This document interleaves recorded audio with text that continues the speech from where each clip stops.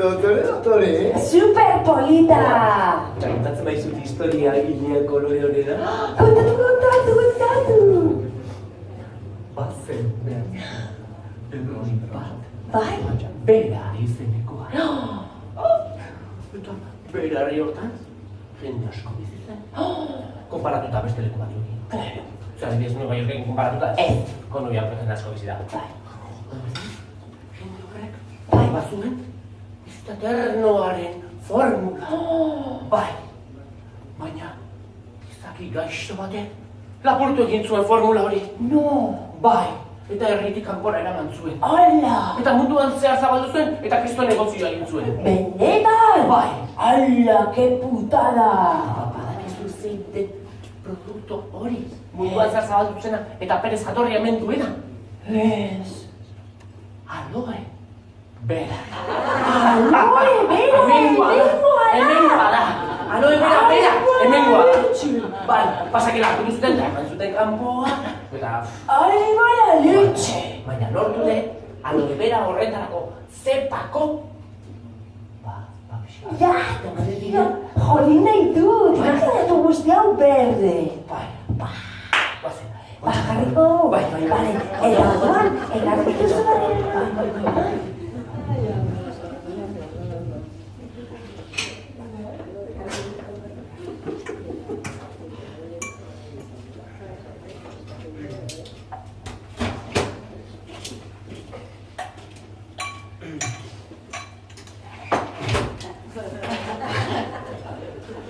Aloe bera gora eta bera, zebilena jaio.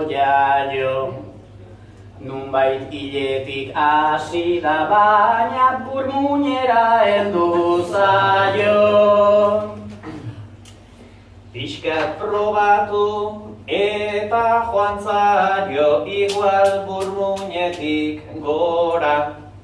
Aloe gora baldin badago, la hostia izango da. Baina ez pentsa sendabide bat dugu hartzekoa aintzat. Igual horixe delako kura txapelketitisarentzat. Ba esan duzun horrek xamoan, zentzu pixka bat badauka. Ziur sendatu genezakela belarrietan sartuta. Baina lastima berez degula landare bat araroa. Bekeko entradak daudenak baino kodiziatuagoa.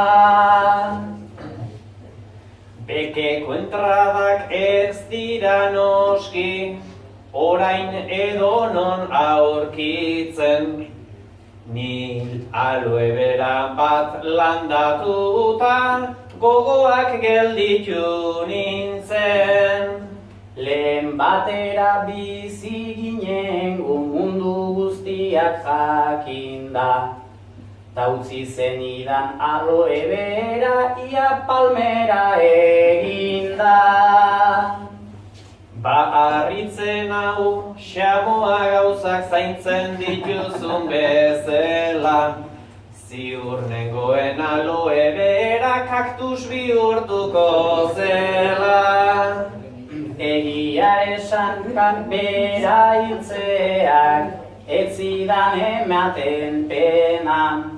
Nere ama izan da hartu diona kariñorik handiena. Ba, hemengo jendea daukagu oso selekzionatua. Ta igual ama egon liteke hemen enpadronatua. Ez dakit ziur ala izango den, baina jarriko da ero. Enpadronatze paperarekin lore bat eman ezkero. Haiek jarri gaituzte gaur kinkan, hori ez dalda ezagun. Guk haiek kinkan jarri eta gero proban ipini ditzagun. A ber, zuen biek, kendu mozorro horiek, eta proba bat egingo dugu.